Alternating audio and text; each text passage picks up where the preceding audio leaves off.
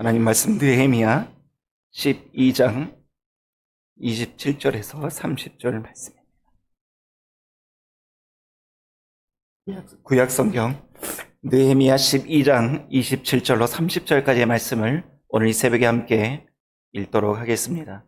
제가 가진 구약성경 746면에 기록되어 있습니다. 우리 12장 27절에서 30절까지 우리 한 목소리로 함께 읽겠습니다. 예루살렘 성곽이 낙성되니 각처에서 레위 사람들을 찾아 예루살렘으로 데려다가 감사하며 노래하며 재금치며 비파와 수금을 타며 즐거이 봉헌식을 행하려 하며 이에 노래하는 자들이 예루살렘 사방들과 느도바 사람의 동네에서 모여오고 또 벳길갈과 게바와 아스마웻 들에서 모여왔으니 이 노래하는 자들은 자기를 위하여 예루살렘 사방에 동네를 세웠습니다. 제사장들과 레위 사람들이 몸을 정결케 하고 또 백성과 성문과 성을 정결케 하니라. 아멘. 오늘 이제 예루살렘 성벽 봉헌식을 드디어 합니다. 지금까지 지난 시간까지 우리가 이제 예루살렘에 거주할 리더들 그리고 또 거주한 제사장들 또 레위인들 그러한 사람들 이름과 또 족장 가문의 대표자들을 우리가 살펴보았습니다. 이렇게 11장 오늘 이제 시작해서 12장 우리 직전 오늘 읽은 본문 직전 26절까지 이렇게 많은 분들의 이름이 기록된 것을 우리가 이제 성경을 쭉 읽으면서 알 수가 있었습니다. 또 이제 오늘 갑자기 뜬금없이 이제 성벽 봉헌식을 준비하는 장면을 우리가 이제 또 맞이하게 됐습니다. 한참 잊으셨죠? 이제 성벽 재건하고 뭐 이런 일들 그동안 있었던 참 땀 흘려서 수고했던 느헤미야와 또 이스라엘 백성들의 그 수고로웠던 성벽 재건 일들이 잠시 우리가 잊혀질 만큼 참 하나님 앞에서 영적인 각성과 부흥 운동이 일어났던 장면에 우리가 흠뻑 잠겨 있었습니다.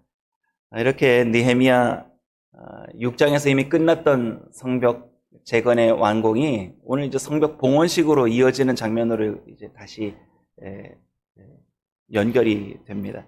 사실 그 6장 15절에 보시면 엘룰월 25일에 성벽 재건한 공사를 시작한 지 52일 만에 이제 성벽이 공사가 마쳤다, 끝났다 이렇게 성경 말씀이 기록되어 있습니다.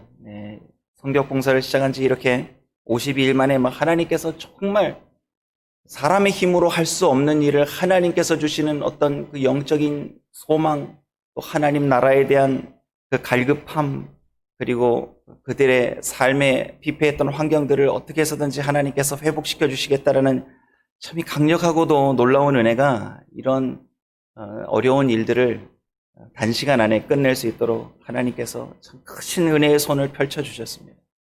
그래서 엘룰월 25일, 그러니까 유대력으로 6월 25일에 성벽 공사가 잘 맞춰졌습니다.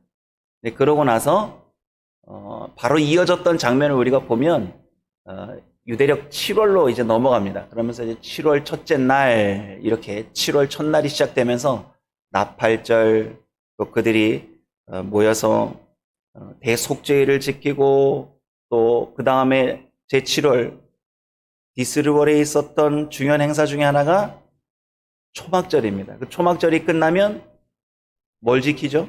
성회로 모입니다. 뭔가 이렇게 시간적인 순서로 성벽 공사가 끝나면서 이스라엘 백성들이 1년 중에 가장 중요한 절기 중에 하나입니다. 가장 중요한 절기 중에 하나를 그들이 디스르월인 제7월에 이제 맞이하게 된 거죠. 그러면서 이 성회가 다 끝나면서 그들이 이 영적 대각성 운동을 어떻게 삶에 적용하고 우리가 변화된 삶으로 하나님 앞에 살아드릴 것인가? 그러고 나서 그들이 하나님과 또 사람들 앞에서 언약을 체결하는 그런 장면까지 우리가 쭉 계속해서 읽어보았습니다. 이렇게 영적 대각성 운동이 끝나고 나서 이제 드디어 오늘 성벽을 봉헌할 준비를 시작합니다. 27절 말씀을 오늘 다시 한번 읽어보고 다시 우리 본문 안에서 은혜를 발견하도록 하겠습니다. 27절을 함께 한번 다시 읽어보겠습니다. 예루살렘 성곽이 낙성되니 각처에서 레위 사람들을 찾아 예루살렘으로 데려다가 감사하며 노래하며 재금치며 비파와 수금을 타며 즐거이 봉헌식을 행하려 하매. 낙성되었다는 말 다 아실 겁니다. 건축이 이제 완공됐을 때 낙성식 이렇게 이야기를 하고요. 그때 레위 사람들이 찾아왔습니다. 찾아와서 예루살렘으로 와서 감사하며 노래하며 재금치며 비파와 수금을 타며 즐거이 봉헌식을 행하려 했다. 이렇게 오늘 본문을 우리가 읽었습니다. 참 짧지만 참 많은 일들이 있었습니다.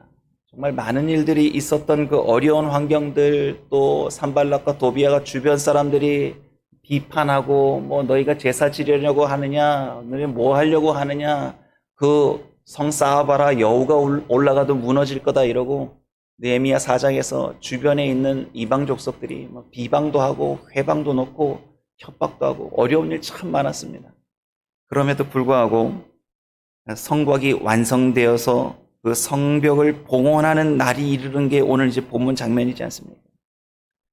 사실 느헤미야가 성벽 건물을 목적으로 했다 그러면 사실 언제 이 성벽 봉헌식 하는 게 이스라엘 백성들에게 어떤 더 큰 이벤트가 됐을까요? 그 아마 엘룰월 25일 끝나고 그 최대한 가까운 날에 이렇게 느헤미야가 으쌰으쌰 해가지고 봉헌식까지 했으면 아마 사람들이 더 크게 동요했을 겁니다.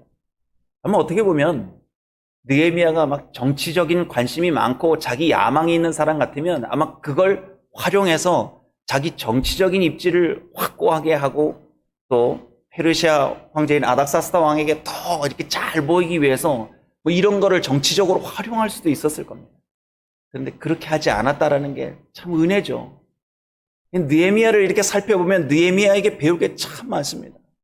느헤미야 1장에 보면 그 친척 동생 하나니가 찾아와서 느헤미야에게 예루살렘 성벽의 허물어짐과 그 성문이 소화되었다 불탔다라는 소식을 듣고 느헤미야가 울며 금식하면서 말씀 앞에서 엎드려서 금식하지 않습니까? 회개기도 하지 않습니까?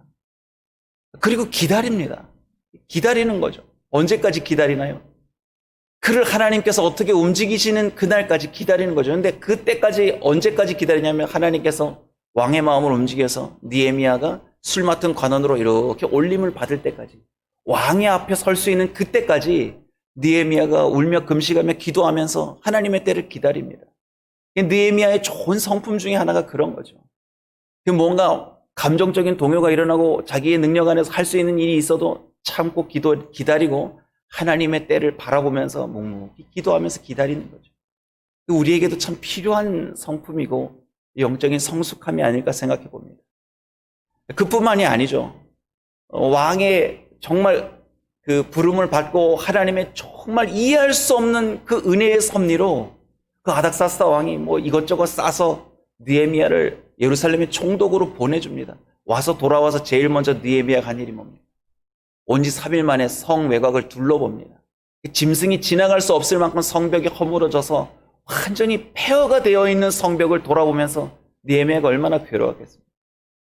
그걸 돌아본 다음에 즉시로 사람들을 모으고 공사를 시작합니다. 땀을 흘리고 위협을 이겨내고 옷도 벗지 아니하고 정말 열심히 그 더운 여름에 최선을 다해서 성벽 공사를 치렀습니다. 그러면 느헤미야도 사람이니까 그래도 자기가 열심히 한 공이 있으니까 사람들이 땀 흘려 일했으니까 그걸 치하하고 드러내고 싶은 마음 없었을까요?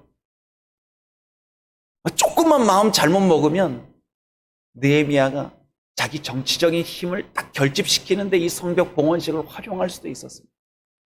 그런데 엘룰월 25일이 지나고 제7월이 지나고 오늘날까지 이르기까지 느헤미야는 또 잠잠히 하나님 앞에 엎드려 기다렸습니다.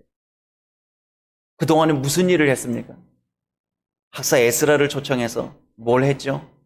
모세율법 곧 하나님의 말씀을 낭독하게 해서 이스라엘 백성들이 궁극적으로 하나님 앞에 회복하는 은혜의 역사를 더 기대했던 것 같습니다.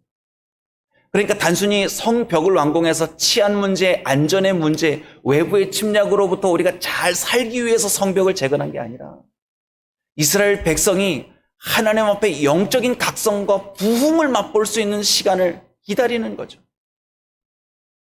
그건 하나님의 뜻이기도 했습니다.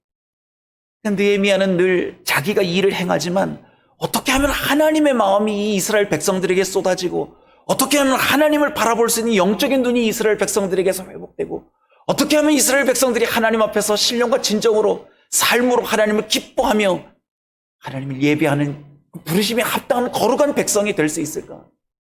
그 하나님의 마음과 하나님의 뜻을 늘 바라보았던 것 같습니다. 그래서 기다린 거죠. 어느 때까지요?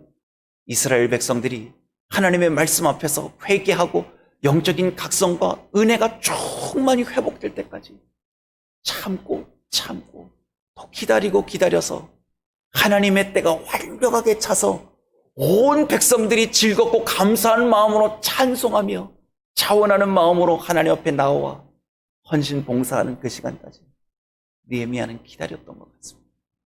그래서 드디어 오늘까지 이른 거죠. 여러분, 우리가 하나님의 일을 할 때 이런 마음으로 했으면 참 좋겠습니다.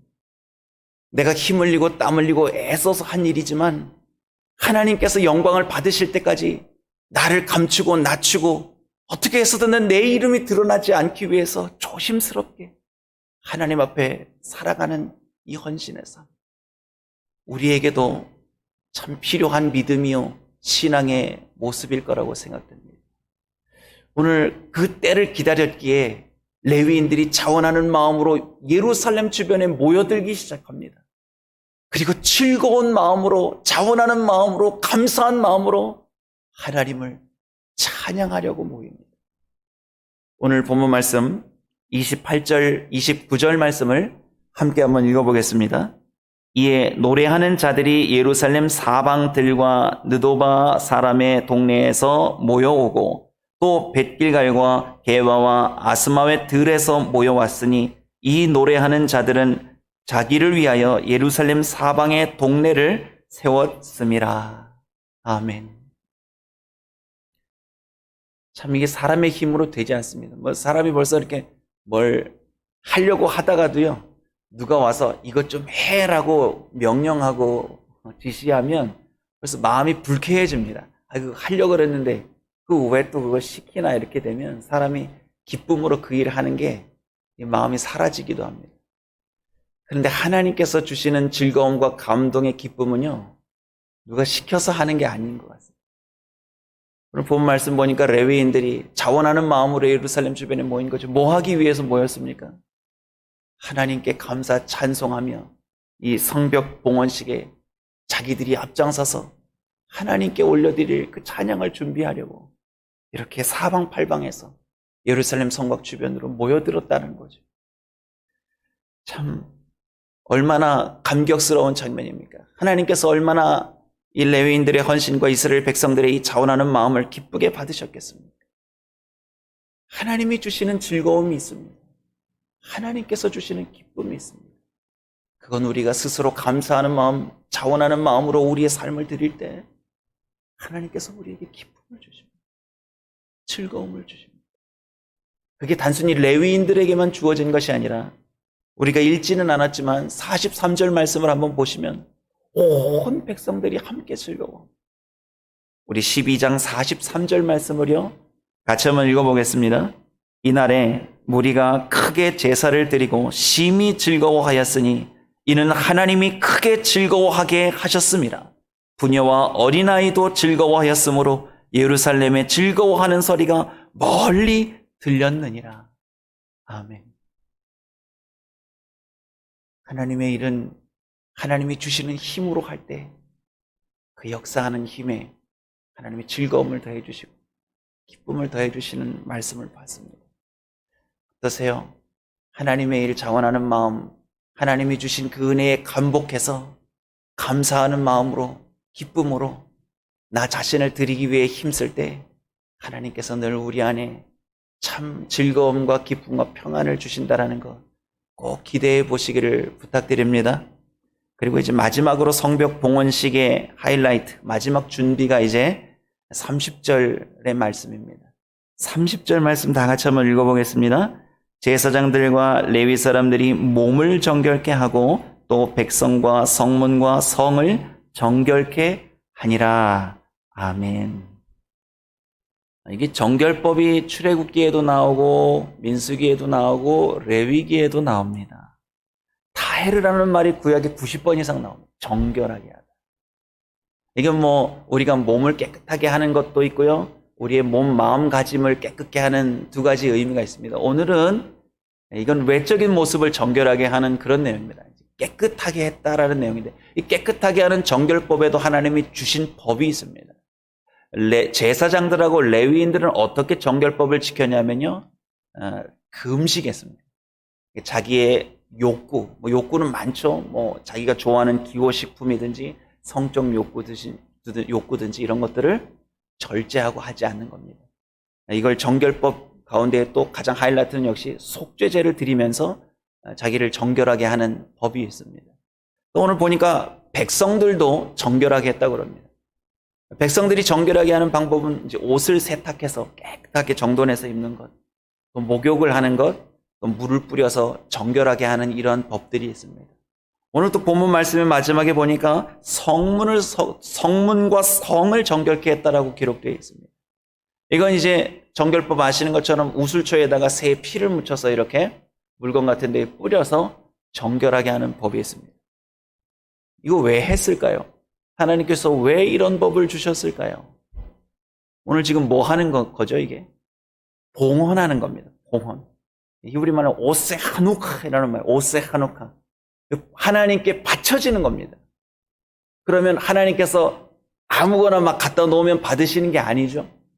반드시 그건 구별되어서 드려져야 하기에 정결하게 해야 된다는 거예요. 정결하게. 하나님께서 정결법을 주신 이유와 목적이 있습니다.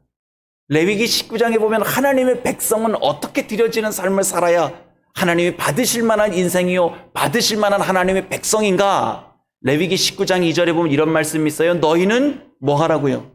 거룩하라. 나 여호와가 거룩하기 때문이다라고 성경 말씀이 기록하고 있습니다. 그래서 자꾸 거룩에 대해서 우리가 묵상하고 거룩을 추구해야 됩니다. 거룩한 삶에 대해서 늘 우리는 염두에 두고 살아야 됩니다. 거룩이 뭡니까? 구별이라는 말 우리가 수없이 들었습니다. 그럼 구별되어서 사는 게 뭡니까? 대표적으로 레위기 19장에 쭉 내려가다 보면 가장 대표되는 거룩한 삶의 모습이 두 구절 소개되고 있는데 오늘 이 말씀을 제가 읽어드리겠습니다. 레위기 19장 17절 18절 말씀입니다. 제가 읽어드리겠습니다. 너는 내 형제를 마음으로 미워하지 말며 이웃을 인하여 죄를 당치 않도록 그를 반드시 책선하라. 책선하라는 말 충고하라는 말입니다. 원수를 갚지 말며 동포를 원망하지 말며 이웃 사랑하기를 내 몸과 같이 하라. 아멘. 우리가 거룩을 이야기할 때 상당히 추상적으로 생각합니다. 그러나 거룩함이라 함은 하나님 앞에 드려지는 삶이 거룩함이 아니겠습니까? 하나님을 사랑하는 마음으로 말씀 앞에, 기도 앞에 내 자신을 드리고 하나님 앞에 이웃을 사랑하는 모습으로 삶을 살아드릴 때 하나님께서 그 삶을 거룩하게 인정해 주신다라는 걸 성경 말씀이 우리에게 알려주고 있습니다. 그렇게 될 때에 하나님께서 받을 만한 거룩한 백성이 된다라는 거죠. 오늘 이렇게 정결하고 깨끗하게 할 뿐만 아니라 거룩한 삶의 모습으로 하나님 앞에 나아갈 때 우리가 드리는 기도, 우리가 드리는 찬양, 우리가 드리는 이 예배를 하나님께서 기쁘게 받으실 줄 믿습니다. 오늘 본문 말씀을 통해서 세 가지의 은혜를 나누었습니다. 여러분, 첫 번째는요, 하나님께서 예비하신 가장 하나님이 영광 받으시고 기뻐하시는 그 때를 믿음의 눈으로 바라보시고 기다려 보시기를 부탁드립니다. 두 번째는요, 맡겨주신 기도의 사명, 헌신의 사명, 찬양의 마음, 이 모든 일들, 하나님께 드려지는 모든 일들을요, 자원하는 마음으로 드릴 때에 하나님께서 우리에게 즐거움, 곧 기쁨을 허락해 주신다는 것 꼭 기억해 주시기를 바랍니다. 그리고 마지막으로 우리가 살펴본 것처럼요, 하나님을 더 깊이 있게 찬양하고 감사하면서 오늘 사시면서 주변에 우리의 이웃들을 이렇게 돌아보시면서 위로가 필요한 가정이 있구나. 내가 돌아보아야 될 관심을 가져야 될 가정이 있구나. 전화라도 한 통 해줘야 될 가정이 있구나. 하나님의 사랑을 보내야 될 가정이 있구나. 오늘 전화라도 한 통 해주시면서 하나님이 인정하시는 거룩한 삶의 자리를 지켜내시기를 주님의 이름으로 부탁드립니다. 기도하겠습니다. 하나님, 우리는 늘 마음이 급합니다. 늘 초조하고 삶의 어려운 현실을 볼 때 참 하나님 언제 나를 회복해 주십니까? 하나님 언제나 나는 웃을 날이 있습니까? 라고 눈물을 흘리며 가슴을 칠 때도 있습니다. 그러나 그 어렵고 힘든 시간을 믿음으로 잘 이겨내서 하나님이 영광 받으시는 그날까지 여호와 이레의 하나님을 바라보며 하나님의 때를 묵묵히 기다리는 저희의 삶이 되게 하여 주시옵소서. 또한 맡겨주신 기도의 사명, 또 맡겨주신 헌신의 직분, 자원하는 마음, 감사하는 마음으로 우리가 헌신할 때 우리 안에 알 수 없는, 세상이 줄 수 없는 기쁨과 즐거움이 우리 안에 충만케 해주셔서 주님 부르시는 그날까지 맡겨주신 일, 크거나 작거나 마음과 뜻과 정성 다해 맡겨주신 일들 잘 감당하는 저희들이 되게 하시고, 우리의 오늘 하루의 삶이 하나님을 어제보다 더 깊이 있고 더 감사하고 기쁨으로 찬양하는 하루가 되게 하여 주시고, 이웃을 돌아보며 내가 섬겨야 할 사람, 내가 돌아보아야 할 가정들을 오늘 따뜻한 말 한마디로 돌아볼 수 있는 그 거룩한 삶의 하루가 되어지기를 예수님의 이름으로 기도드립니다. 아멘.